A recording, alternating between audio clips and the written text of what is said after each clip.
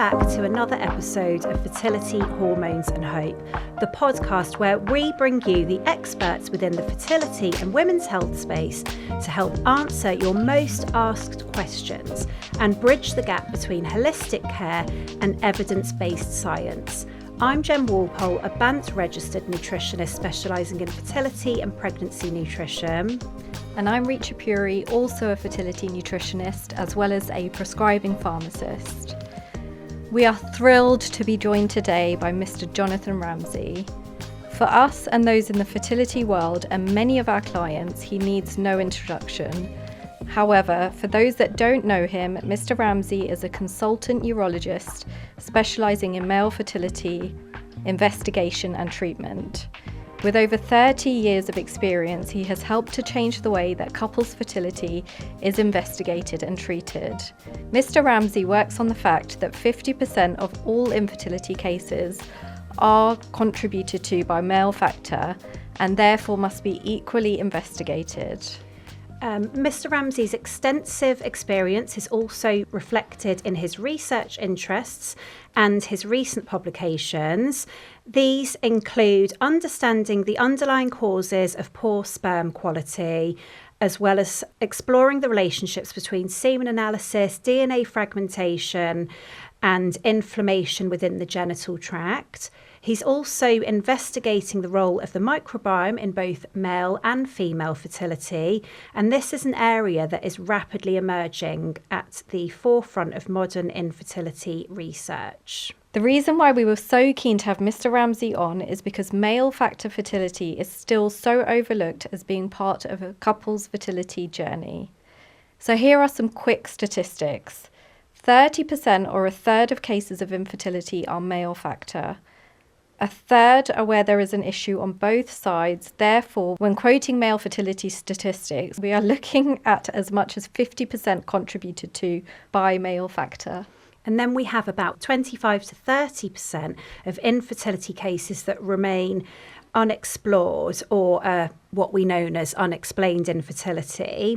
And this is probably owing to the lack of proper male fertility investigations beyond the traditional semen analysis. The World Health Organization now actually recognises and encourages expanded investigation, including sperm DNA fragmentation testing, something that we have both been looking at in our own practice for the last 5+ years. And this is actually quite reflective of a real shift in how male fertility is now being talked about and approached. Yeah. In 2025, the WHO, or World Health Organization, released its first ever global guideline for the prevention, diagnosis and treatment of infertility. In the publication, it was stated that infertility affects 1 in 6 couples. What is pertinent to state is it highlighted male fertility to be a significant contributing factor to infertility, mentioning the role of ejaculation, the abnormal shape, the movement of sperm and underlying drivers, including oxidative stress, inflammation, gut semen axis, as well as the role of lifestyle and environmental factors. Mr. Ramsay, is this something you've already been focusing on in your practice, and how did you feel about this when it was released? So it's a great step forward because, as both of you have just said in your introduction, and thank you very much, very flattering, as both of you have just said, it has been an underrated part of fertility in the broadest sense treatments ever really since IVF and ICSI got going, because it was understood by the couples desperate to have a baby that the solution could well be IVF or ICSI.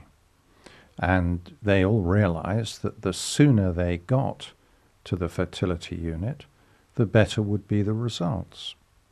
And if there were no male factor investigations, which were traditionally there were not, then the men who are often rather, as you know, reluctant to come forward, merely heaved a sigh of relief, produced their specimens, and hoped for the best. So all roads lent led to IVF, and virtually no roads led to male factor investigation. Because, well, the men didn't really want it. The women wanted to get on with it. The gynecologists weren't particularly enthusiastic about investigating men because, after all, they were gynecologists. Mm-hmm. And it's taken a long time for what should be biologically evident, that is, that having a baby is 50-50 men and women. It's taken a long time for the governing bodies or the guiding bodies like the WHO to come up with the statement that you've just read. This should have been evident before IVF and ICSI, and indeed in terms of treating men, if you're as old as I am and you were in practice before IVF and ICSI, we did used to treat men. Yeah. We treated varicoceles, for example, all the time. Mm. And so really, paradoxically, the fact that we have been able to give many couples a baby who wouldn't otherwise have had one through IVF and ICSI has actually held back our research, understanding and acceptance of the straightforward biological fact that it's 50% men. Really interesting. And I'm so looking forward to digging into this in a lot more detail as we get to go through our questions. So let's delve into them. Let's get started. So first of all, we just wanted to understand, when you have man coming to see you, at what point are they typically coming? I know you've mentioned kind of IVF. Are you often getting those patients that have perhaps had failed rounds? Or do you get those men that are just coming looking to optimise? Like, what would you say? Well, if you look back 10 years, 15 years ago, then the only men you really saw were those in whom there had been an established difficulty at IVF. Because 10 and 15 years ago, all the men just went straight to the fertility unit following the women.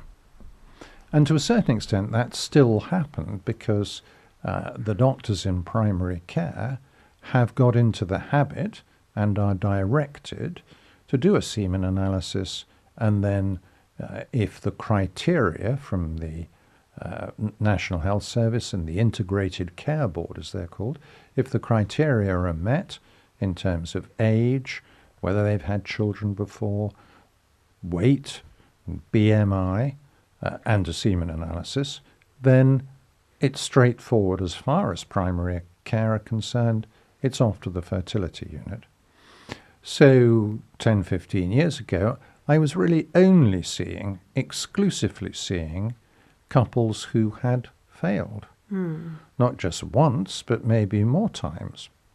Now it's changing slightly, partially because of media, what we're doing in this room this evening, partially because of a few publications, but more along the lines of the spoken word than actually the written word. Men are beginning to take a bit of agency.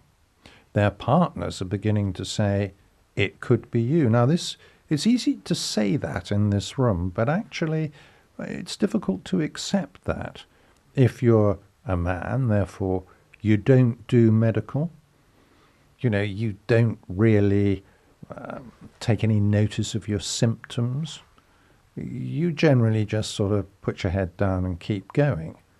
So quite difficult for a man to say, firstly, this terrible business could all be my fault, and I'm going to do a semen analysis, which isn't a pleasant business, frankly.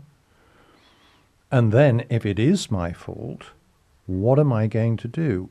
Will there be any difference but having another cycle of IVF? So the forces are arraigned against a man putting himself forward. But in the last year, 2 years, there have been many more couples who have come of their own volition, right at the beginning of their journey, even before they have even started trying to conceive. So there That's really good. there is a change. We see Yeah. this as well, for sure. I mean, obviously, a lot of the work we do is with couples, and when it's warranted, we try our very best to make sure the partner is involved in those Yeah. conversations from the very beginning. So we see that. I do think it's the tide's starting to turn a little bit, and But I think it's also that narrative, like you were saying, for a very long time. It has just been Yeah. focused around the female and being a gynecological issue as well. You know, it's Yeah, it's a lot of things put together. I mean, some of it is completely out of our control.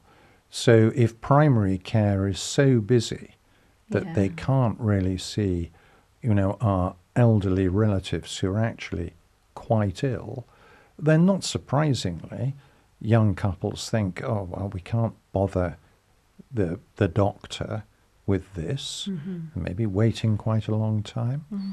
And so there's a sense in which they do take agency themselves. And then their television programs, Yes. lots of stuff out one there that you about did a few years ago Yeah. on Channel 4 as well. Absolutely, Yeah. but lots of programs saying how dangerous the environment is. Now, of course, one doesn't want to frighten the horses, but there's quite a lot out there to encourage young people to take control of their situation. And then as the couples get older, then there's a different driver, which is we're running out of time. And men being men, once there's a sniff that it could be something to do with them, they want to fix it. yes. I'm a man, I've got a spanner, where's the nut? Yeah. Yeah. I'll do it. Yeah. Let me do it. And then they start an Excel spreadsheet with all their Yeah. investigations. So there is a change in when men turn up, and there will be a different response depending upon their circumstances, their ages. But the message whenever a man turns up is that if there is an established fertility problem, then you must treat him like any other patient. There's something wrong here. It's not just a shrug of the shoulders and it's all a numbers game. ICSI will sort it out. Would you mind just breaking down for our listeners what ICSI is? So if we're talking about what happens at the fertility unit, then what happens is that the women get fully investigated.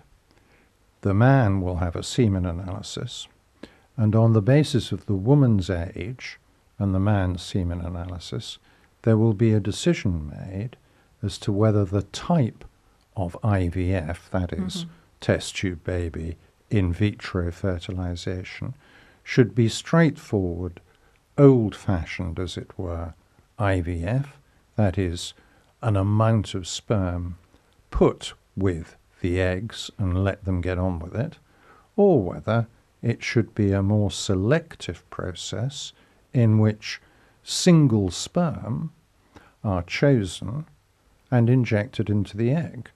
Now, of course, that element of choice implies that it'll be the best sperm. But the three of us in this room know that that's not always the case, because if it were the case, and if you could reliably choose the best sperm, then there'd be far fewer cycles of IVF and ICSI. So Absolutely. I just had a clients that I'm working with currently, and they've had 4 rounds of IVF using ICSI. And so obviously now we're going to take the next steps and look into things further. But it's exactly what you're saying, isn't it? That it doesn't guarantee that outcome that is sometimes even promised to couples. Well, yeah, I think that's a very important point, Risha. There isn't an element of promising, but there is a strong, often unspoken implication that if you go to all this trouble, the woman is stimulated to make a lot of eggs and goes through all that business, and then the embryologists, who are, after all, proper scientists with lots of equipment, choose, in inverted commas, the right sperm, there's a sort of unspoken understanding that this should work. So it's not so much that the gynecologists or the people who run the fertility unit have promised it. It's that all the statements up to the day of the procedure have sort of encouraged them, that is, the man and the woman, to believe that this is going to work. And however often you say, well, only a 30% live birth rate or a 35%, percents don't really cut it when we're talking about emotional matters. Yeah. That 35 is interpreted in all of our heads as being sort of 50-50. You know, it's a bit like having a diagnosis of some other bad condition. You think, oh, well, you know, I've read the statistics, it doesn't look good, 30% 5-year survival or 10-year survival, but I'll make it 50. You know, it'll be all right. You don't go into it saying it's not going to be all right.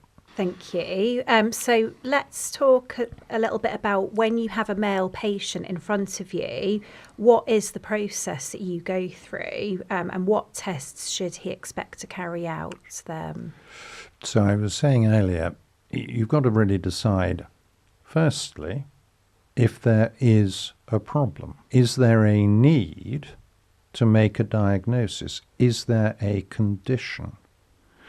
Now, we mustn't confuse the condition, which is not having a baby, with the condition that is having a very poor sperm count or very poor quality sperm, or indeed no sperm at all. Because in the second case, this should be regarded as a medical condition requiring diagnosis, investigation, and possible treatment. So in my mind, I'm thinking these two, if they fail to conceive, have, as they walk in through the door, a diagnosis which is actually, in medical terms, a non-diagnosis. It is a failure to have a baby. So we don't know anything more than that. And then we have to think to ourselves, well, wherein lies the difficulty? Is this more likely to be female factor, male factor, or both? So I'm saying to myself, should this couple, given their ages, given their situation, should they have conceived naturally by now? And if they should have done, is it more female, more male, or is it, as it often is, actually shared? So that's the starting point. And in terms of testing then, just some of the things that you might be looking into, what would they include? Well, you see, that leads into what I was just saying, which is that here we are. She's 30, 32. They started when she was 29. And here's his semen analysis, which is the starting point. And it's pretty much okay. Now, of course, all men in particular go on about the wretched morphology. But, you know, he's got 50 million motile sperm. Morphology may only be 2%, but they started when she was 29. So there's something wrong here. So either we're not dealing with tip-top eggs, or despite the apparent normality or near normality of the semen analysis, there's something not quite right. So it is then that you might, having done a very thorough physical examination, because that'll give you loads of clues, you then might do some investigations like straightforward DNA fragmentation, because there's something the matter, and what we're trying to do here is get a diagnosis, because it's only by getting a diagnosis that we will help them in their objective, which is to have a baby.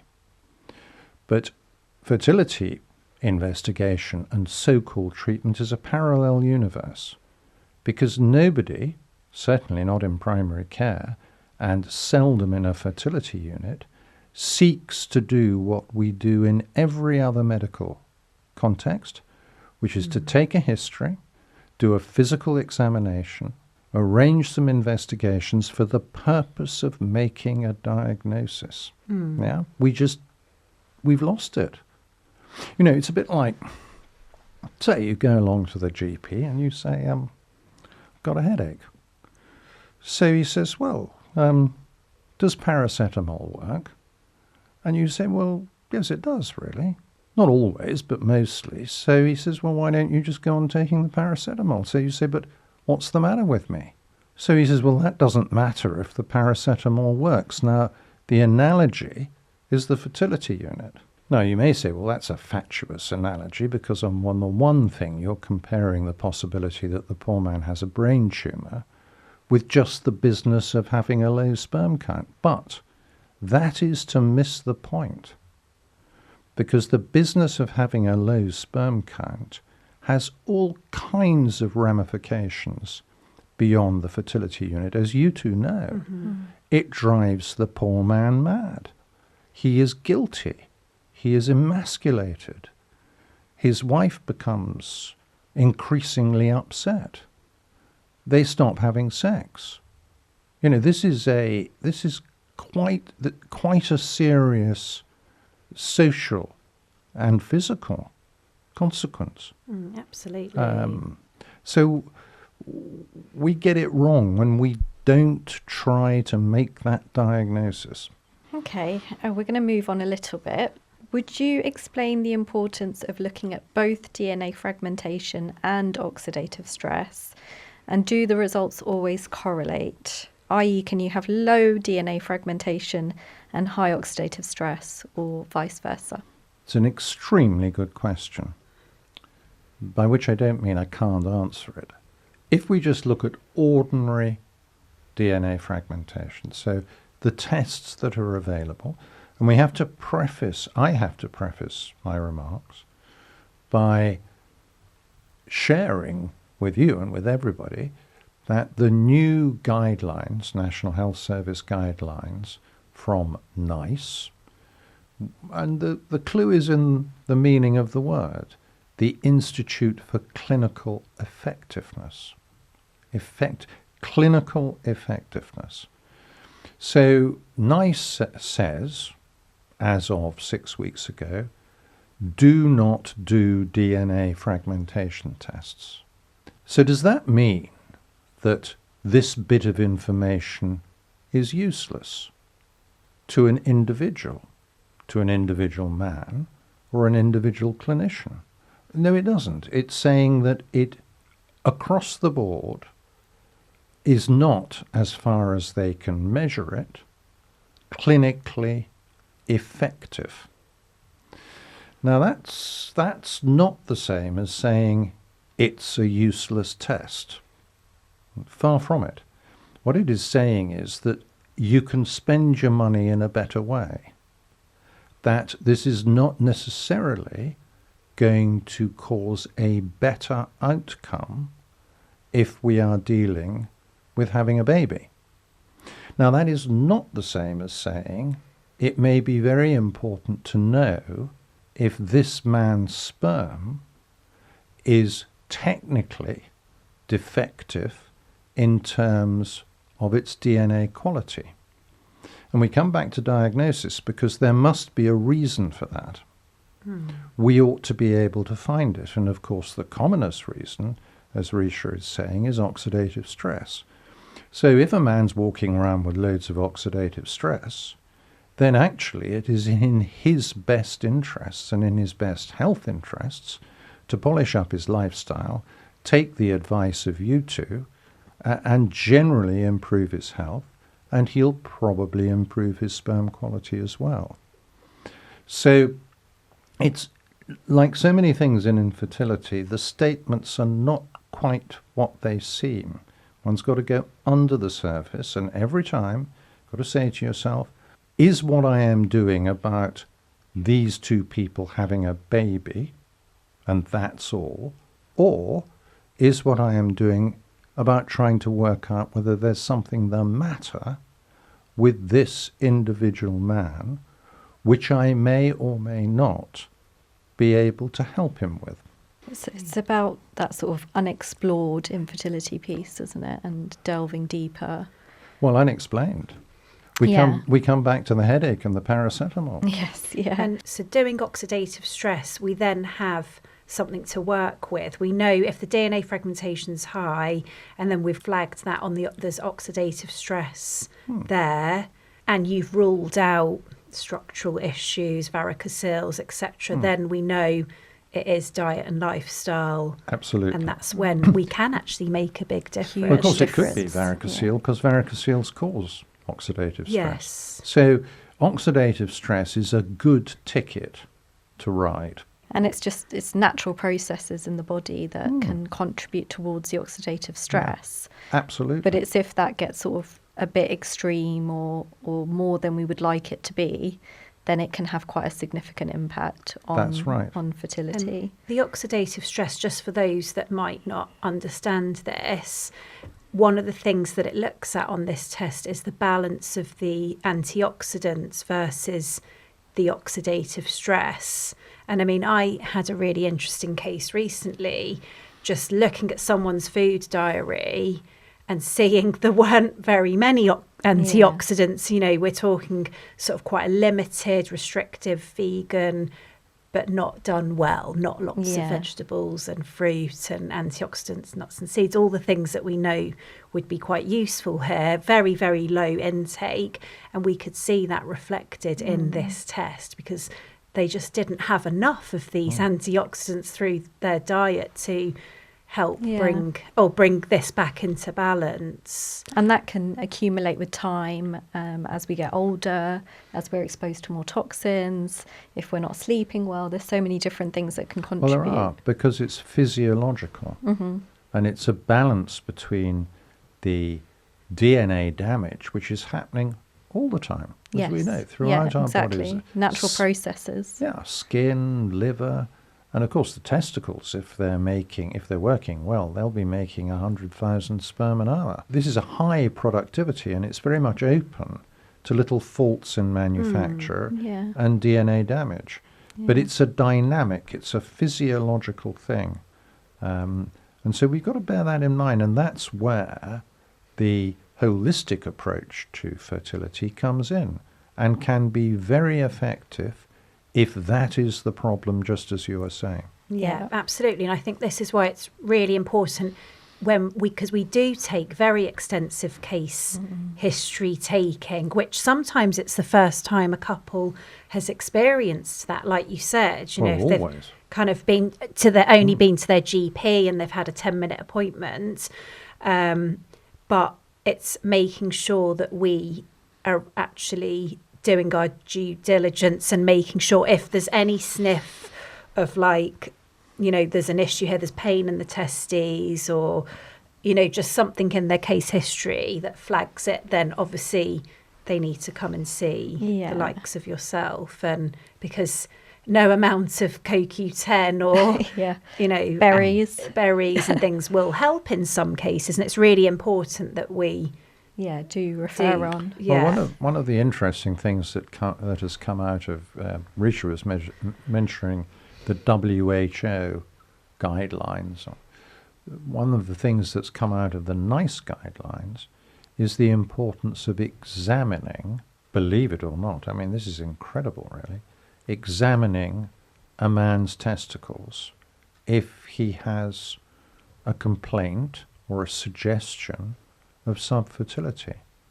Now, you would have thought that would be sentence 1, page 1, chapter 1, of book 1 of managing fertility. But the fact that it has been stated, it is actually a great advance. That does show an advancement, doesn't it? It's a little thing, because it's not as definite as do not do DNA fragmentation. It's not quite saying must, but it is a start. It's really important because actually most of the men that we're talking to haven't been Oh, no. examined. Yeah. And I'm talking about people that have had, like you said, 3 or 4 rounds of IVF that have failed and they still haven't been examined. So that's really good news. And it's mostly just do a semen analysis, like you Yeah. were saying, Mr. Ramsey, and then refer on for IVF is your next step, isn't it, from that? So, okay.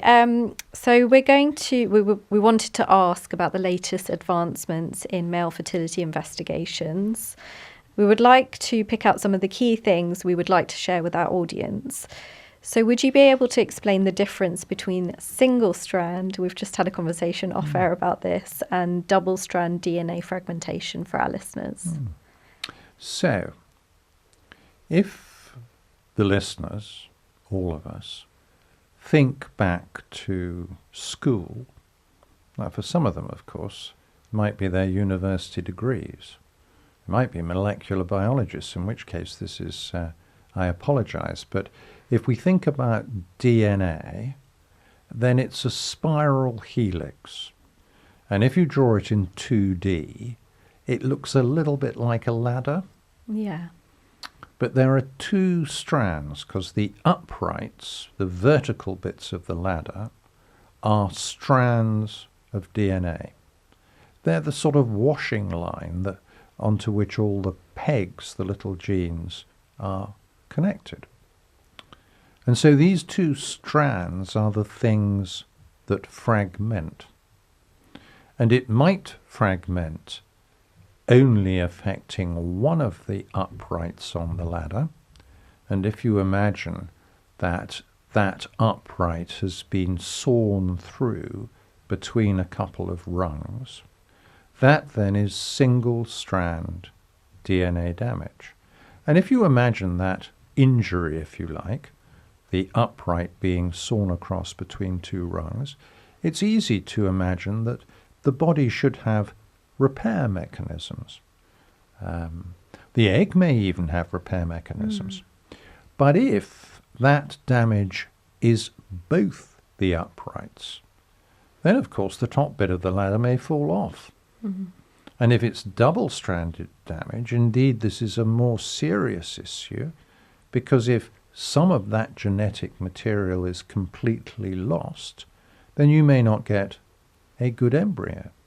So it's easy to understand that this double strand damage, so the ladder being cut in half or 1/3, 2/3, might be associated, which it seems to be, with recurrent early miscarriage.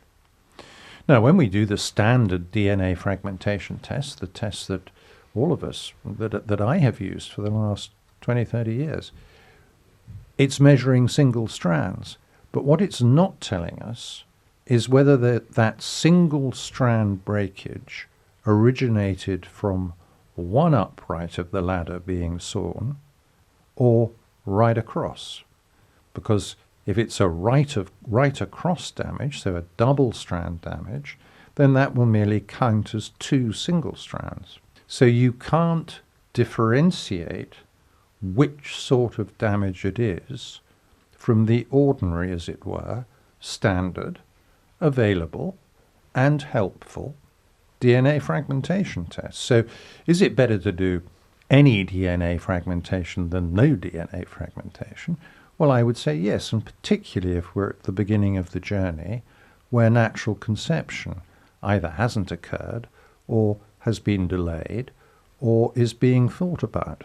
But of course, once one gets into more difficult, tricky cases, then it may be, watch this space, that double strand breakage becomes more informative, more helpful, more diagnostic, and of course, needless to say, new test, even more expensive. Do you ever run both? Because I know they do that. There's like a little bit of a price. So if one has the luxury of getting a whole picture up front, I would do both. Yeah. Again, we were talking about this a little bit off air, but solutions for DNA fragmentation do include ICSI.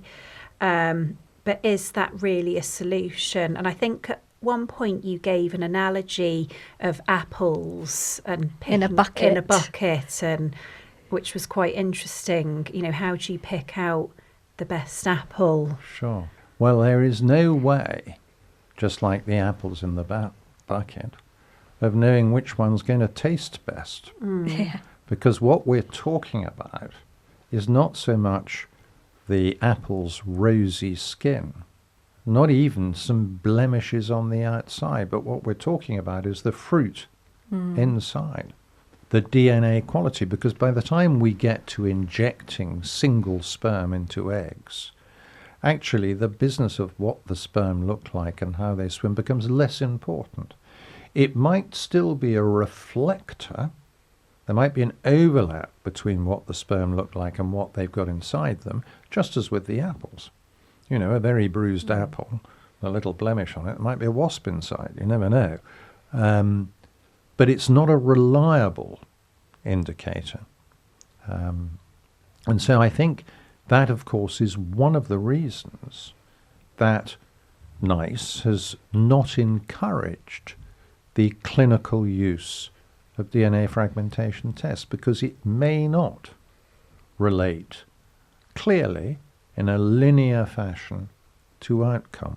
Some clinics are using what they call rescue ICSI now, which I think is quite interesting. So they allow for this natural selection with fertilisation via IVF, but if within 24 hours later the next day, if that hasn't happened, then they'll then do ICSI. Well, I try very hard not to comment on technical practices in the laboratory between embryologists and the eggs and the sperm, for two reasons. The first is that it's off my brief.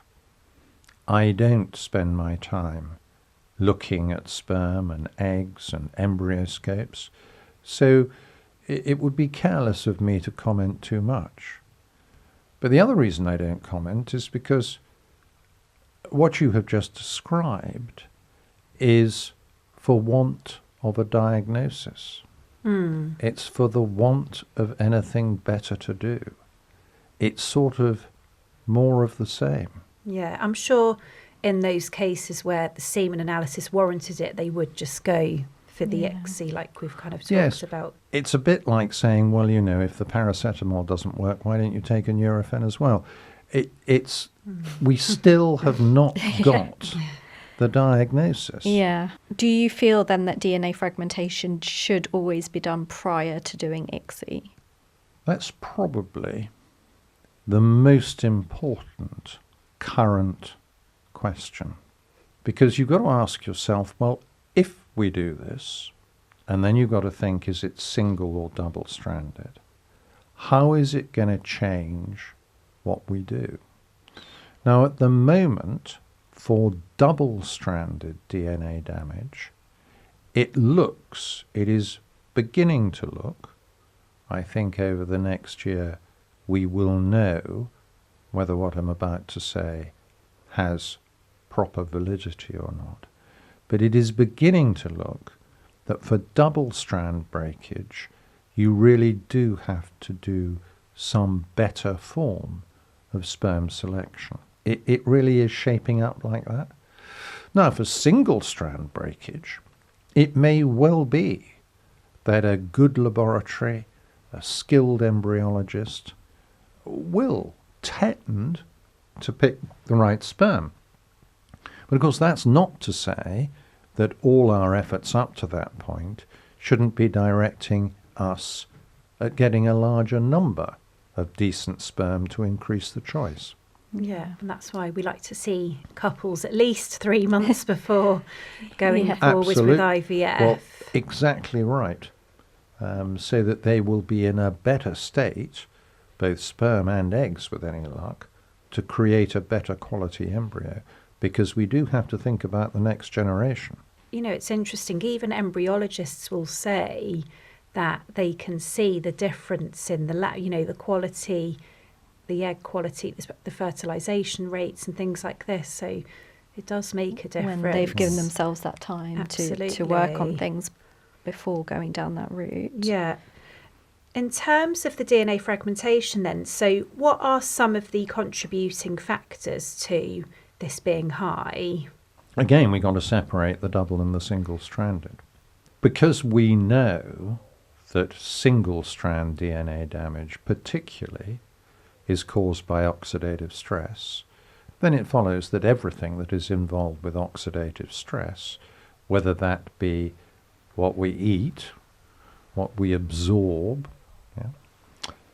what we do, the heat, the saunas, probably, as Risha mentioned earlier, our stress levels and our hormones, all of these things contribute to high levels of oxidative stress. And you reduce those, and you will improve the DNA quality of the sperm. The unknown thing is what is causing the double strand breakage, the more significant form of damage. For example, does this have anything to do with oxidative stress and lifestyle? Nobody really knows the answer to that, but it has less to do with it. It seems to be more concerned with the way in which the sperm is being manufactured. So it's a factory problem more than it is a dispersal problem. Right. So, that's interesting. and we need to work hard to find out what Which is one? the cause. Is this a tiny genetic defect, for example? And the other thing is that there is a link between DNA fragmentation, now emerging research is showing, and sort of overall health, like cardiovascular disease. Is it specifically DNA frag, or is it? Well, it's simpler than that. Is It's it? just male infertility, I Yeah, believe. male. Well, yeah. And if ever there was a role for a good old-fashioned semen analysis, it would seem to be that, because a really fascinating study which was presented last year from Denmark. Yeah. Denmark's an important place because they have a proper national health service, so they can follow the outcome of every intervention throughout an individual's life, a citizen's life, which of course we can't, because in the dear old NHS, not one computer system, data system will speak to another, even if you can get the computer turned on. So, but in Denmark, every man who's had even one semen analysis can be followed for the rest of his life. And so this presentation was about 74,500 men. Wow. And you could see that the worse the semen analysis, the more medical interventions that individual had, hospital admissions. Now, we can understand that when it might be associated with low testosterone, because that, of course, will be the obesity, the diabetes, the cardiovascular disease, therefore the strokes, the heart attacks. But there were other things as well. More fractures, fractured neck of femur. Now, that too could be testosterone because of the osteoporosis. But there were others, that just ordinary hospital admissions for something. Really interesting. Some increase in the incidence of colon cancer. Not much, just a little bit. So, and then when you looked at those with the worst semen analysis to start with, then those men had a reduced longevity. Not huge, maybe 5 years. But this is very interesting because, of course, those who don't want to believe in what we're talking about will say, oh, well, you see, this is explained because all men with the bad semen analyses had very bad lifestyles because they were in a different socioeconomic class, they tended to smoke. This had nothing to do with what you're talking about, with what we're talking about, which is something intrinsic. But that doesn't stack up, because when American health maintenance organizations, those are insurance companies, look at the same data, now they're collecting semen analyses because they're charged. Okay, So at the other end of the spectrum, these are rich people Yeah. who have good jobs, healthcare insurance, and the insurance companies are collecting all the data because they want to bill them. Yes, yeah. Yeah, and we find the same thing. So this isn't just about class or education. It's across the board. If you're not making enough sperm, by and large, then there may be something the matter with you. I always explain to my clients and patients that your fertility is a reflection of your overall health. And there is an analogy which is something about, carrying your sperm and your eggs outside in a carrier bag, which is not, it doesn't work that way, or really, does it, with them?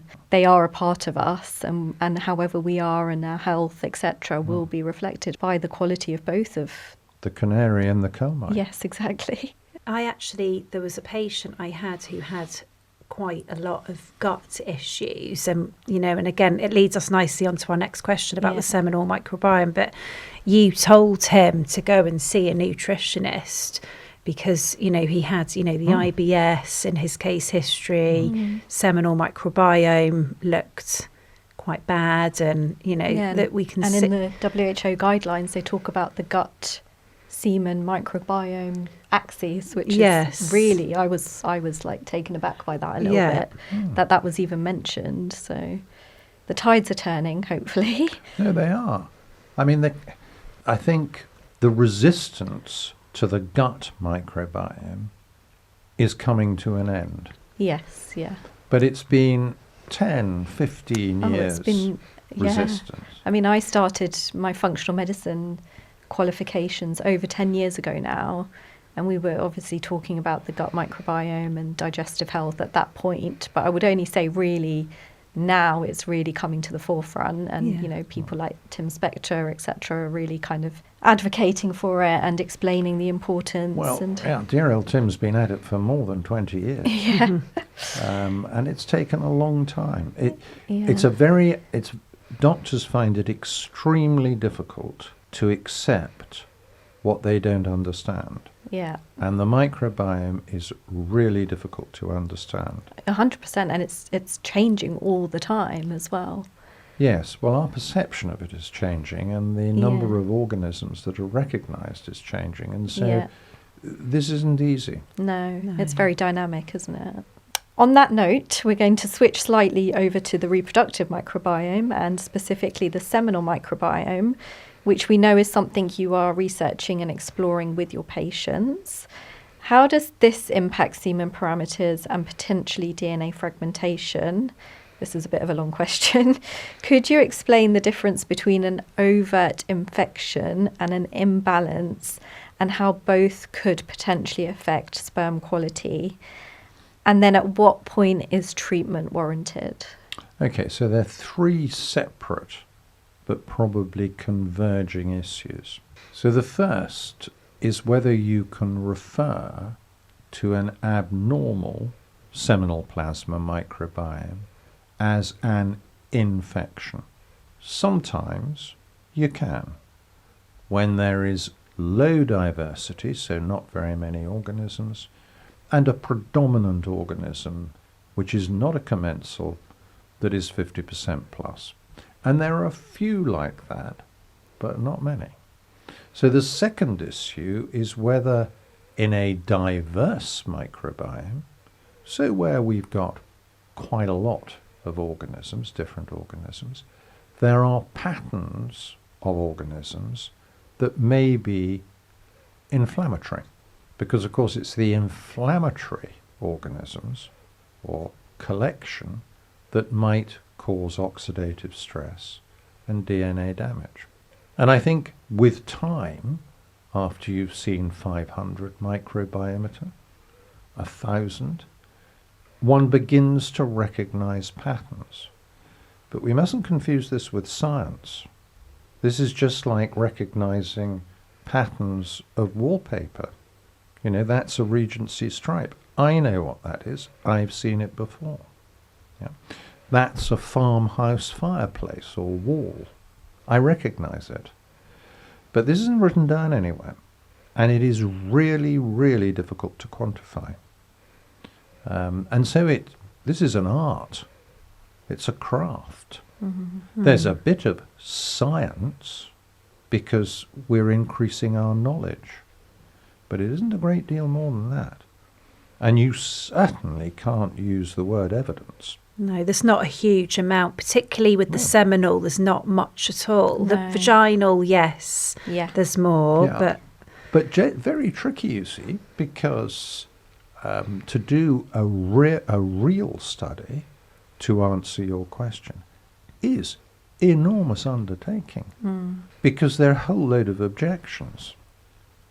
So what would we have to do? Well, would we have to just study men prospectively and randomly?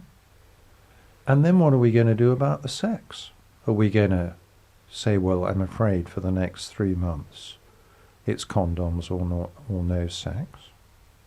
This is quite a big undertaking, because as soon as the female microbiome is also involved, then we know that this changes, the vaginal microbiome changes throughout the cycle for a start. So how much contribution is the man as we study him with time and try and measure his fragmentation? How much is he being altered by extra bits of microbiome that he's picking up from his partner? Yeah. And then, of course, with DNA fragmentation, can we really be sure that we're relating this change in the fragmentation to only the microbiome? So it's quite tricky.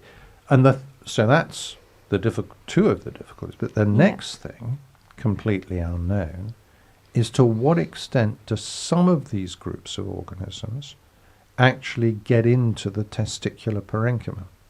Because that may be very fundamental to what we're talking about. So I think all of us recognize that there's something about this microbiome business. All of us recognize that there are certain patterns that may be relevant, because we've noticed that when we've changed the balance of those patterns, then there are all kinds of improvements, both DNA fragmentation, semen analysis, and even pregnancy. But it's extremely difficult to call that evidence. It's data that is accumulating in our clinical practice. It's anecdotal, isn't it? But it's not evidence. No.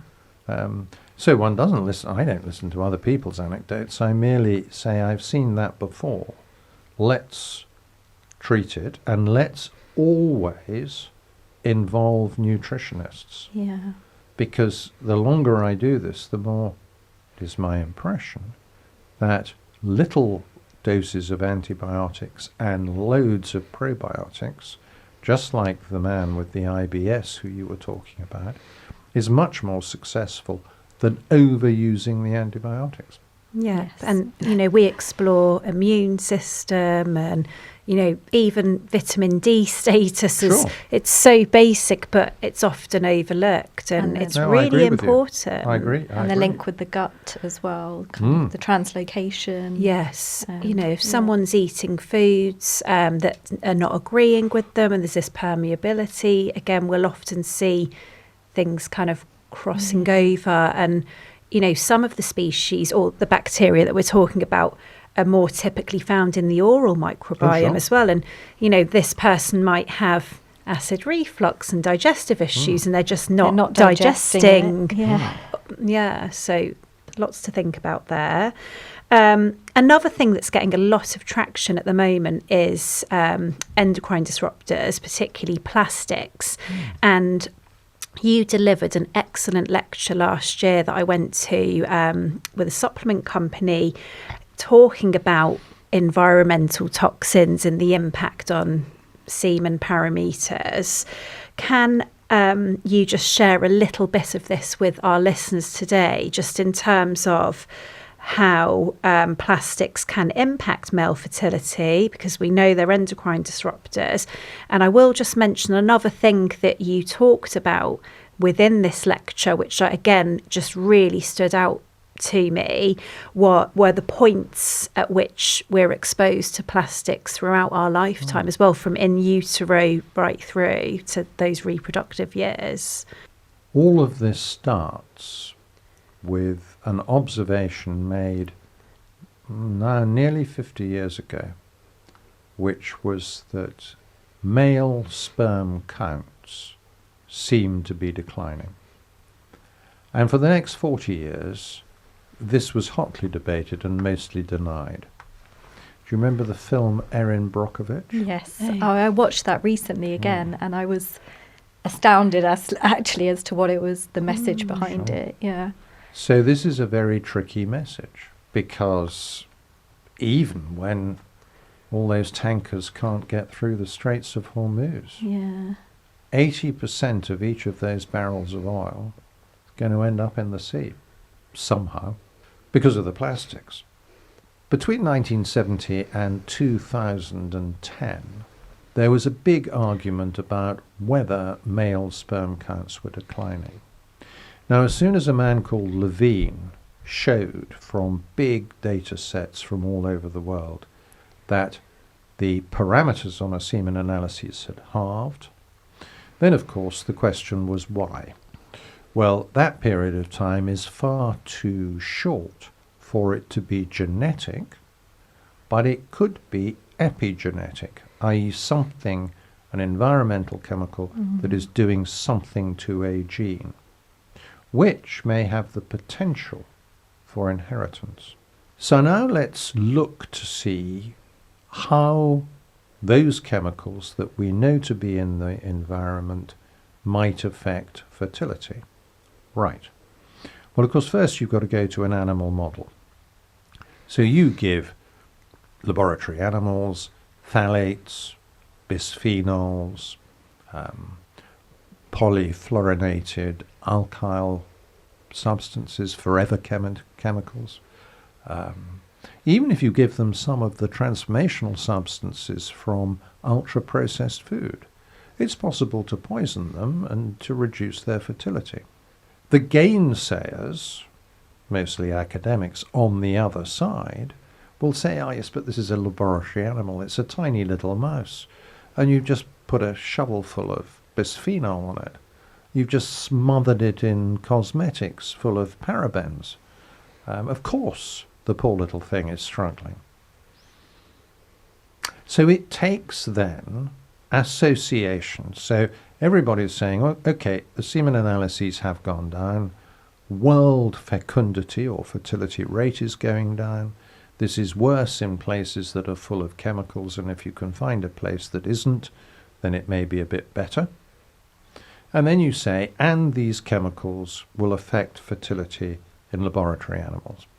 But we've still not established causation. This is still, as far as real scientists will say, woolly, speculative mumbo-jumbo. And you say, well, for heaven's sake, the sea is full of plastic. You know, what more do you want? They say, well, no, we want more. Right. This year and last year, we've got a bit more, because there are techniques for identifying these substances in seminal plasma, so the fluid of the ejaculate, urine and plasma. Because, of course, one of the arguments is, oh, well, these chemicals get into the bloodstream, and of course they come out in the urine, but they're nowhere near the reproductive organs. Well, now we know that there are. And so in a great study, very recently published from Spain, those researchers looked at over 2,000 substances derived from the old phthalates, the bisphenols, A, B, S, all of those substances, the parabenzes in makeups and cosmetics, the forever chemicals, a new and rather dangerous rubber particle that comes off tyres, electric vehicles that charge their batteries by braking. And of course all this ends up in the sea. But 2,000 potential substances, chemical substances, these workers in Spain have identified clearly in the seminal fluid. So we are now, I think, just beginning to get beyond the point when we can say, oh, it's all coincidence. It doesn't have anything to do with our old friends in the fossil fuel industry. Of course it does. Now, the trouble with this conversation is, what do? Well, you can limit, and I think you should limit, in the preconception period, one's exposure to this.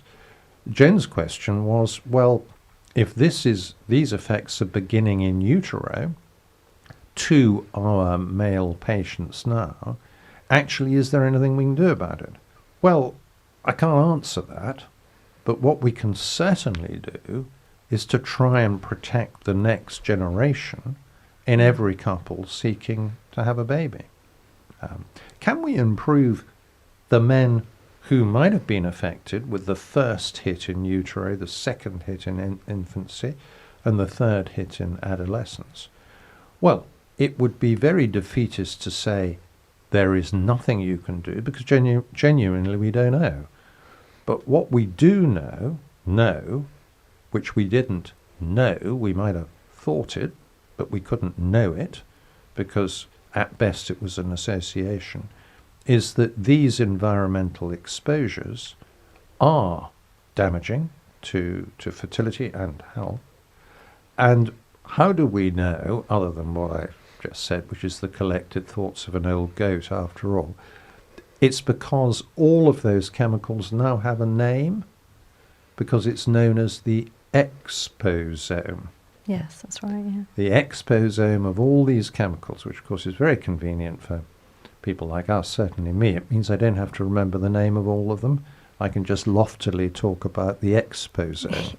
And just to labour your point there about male fertility declining, the WHO guidelines for the semen analysis parameters have actually reduced in line with that, haven't they, over the last sort of 40 to 50 years? Yes, they have. Yeah. They have. Of course, that's a double-edged thing, because the WHO parameters reflect the semen analysis numbers, motility and density and morphology from, I think the last one was something like 1,750 men who did have a child. Okay. So there's a big range there, going right down to 5 million, of course, and right up to where sperm counts used to be traditionally. Yeah. So it's not quite the way in which our patients see it. They see it, that we see it, that this WHO number means they are subfertile. Actually, this WHO number means that they still have a chance of a natural conception given a fair wind. So it's very tricky to derive meaningful data, but you're quite right that those numbers have gone down. Of course, there could be lots of reasons for that, not just the environment. And now, in the latest WHO edition, they're not really giving normal values. So this is quite an elusive subject. Yeah. Okay, we did touch upon it earlier about the use of antioxidants for things like DNA damage and oxidative stress. So we tend to lean heavily towards the Mediterranean diet, which is full of colour, polyphenols, antioxidants, and healthy fats.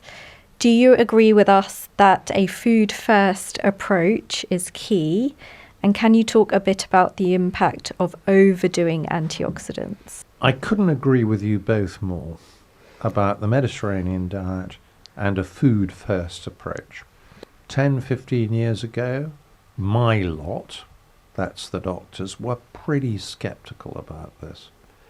And I vividly remember a nutritionist saying to me, you know, this nutritional business can be very effective. She said, I've seen a DNA fragmentation reduce from, it was probably an SCSA, reduce from 50 to 15. And apparently I retorted, I don't think so, in a thoroughly haughty manner. But of course, she was right. and I was wrong. We can probably guess who the nutritionist is as well. At that stage. So actually quite quickly after that, you have to start doing it to believe it, or to believe in it. And once again, we've mentioned this, or I mentioned this earlier in the podcast, my lot, the doctors, we find it very difficult to accept things that we didn't learn about, that we don't understand, and we tend to dig our heels in and pretend that it doesn't exist for years. This is, I have a theory, this is because we learnt our medicine by multiple choice question answers. So it was yes or no, it was right or wrong. And we've laboured with that burden of thinking we were right because we passed the exam ever since. But of course, very few things in medicine are yes or no. It's sort of halfway along the track. So I'm a wholehearted believer. Too many antioxidants? Well, of course, as you know better than I, some men will be taking carrier bagfuls, often under the direction of their female partners. What should you do? Well, you can now, of course, as we know, measure the level of oxidative stress to see if they've gone into reductive stress. Yeah, the redox reaction. Okay, just to finish up then, we wanted to do a couple of quick fire questions. What are your thoughts on caffeine? No more than one a day. Saunas, I know you mentioned it earlier. Ah, saunas. Oh, no, we don't like saunas. Okay. No, and people get a bit addicted to them. Yeah. So a little bit of a sauna, there's no such thing. We'll get really hot. Okay. Again, just what we were talking about with plastics, I know this can actually really help with detoxification, but, work on that sort of 3 to 6 months before you start trying would be the angle or, Exactly. the solution here. And then what about cycling? So cycling, again, one's got to think about two things. How much does he do? How aggressive is he? And what does he wear? Yes. And then one's got to think, how good or is it for his mental health, and how bad will it be for his mental health and therefore hers if he stops? So I try not to put a bar on this completely. Okay, that's interesting. Vaping? So I think vaping has to be bad. There have been a few studies reported, and that's because the vehicle for both the nicotine and the flavour is oil-based. It's hydrocarbon-based. So in order to get the absorption of the nicotine in the lungs, that can't be good. Is that like a pro-inflammatory? Well, I think so. Yeah. And of course, there have been cases when there has been this hot vapour, which have caused quite significant lung damage. Yeah. This can't be a good thing. No, I think they are saying it's sort of worse than smoking now. But And of course, one of those chemicals that you pick up in the seminal plasma is nicotine and co-nicotine. I'm sure all the tar and the smoke is equally, if not more, deleterious than the nicotine. yeah, But no, there's definitely not much to be said for any of this. No. And then the last one is the frequency of ejaculation.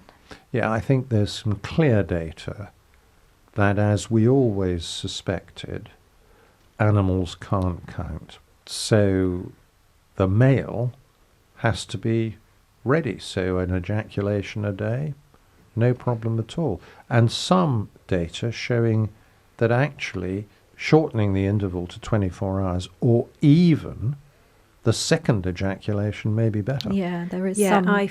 again, another client that I shared with you, we had this, Yeah. which was really interesting on the same day with the clinic. It's you'd sort of expect it. Yes. Yeah. So, Mr. Ramsay, I'm sure our listeners have found this really invaluable and useful in their journeys with their fertility. Where can our patients and clients find you if they want to come and see you for a consultation? Well, it's nice of you to suggest it.